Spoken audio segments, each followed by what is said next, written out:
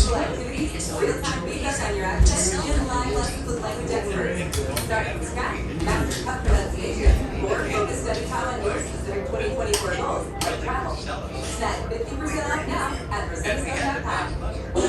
You would say, hey, you were in the military? No, my grandpa was. He passed away when he was 1 mom. Yeah, your spouse, parent, or grandparent served, they passed it too. My bed for several years. Did you even know what that was? I did not. We had been like here. The strength of his relationships, the Andersons built, and the artists themselves are one of the family's most treasured mementos. Is it all where the hostilities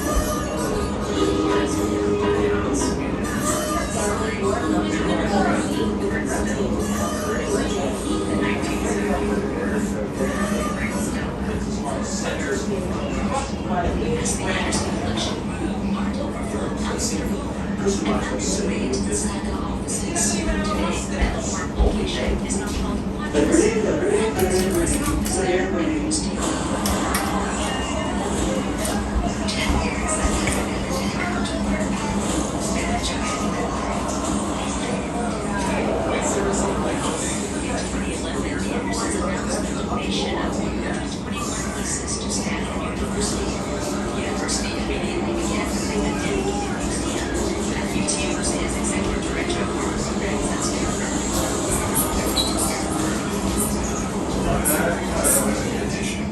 Welcome back to Remake. Daily Blessing Checks with Florida. Just to Stanford.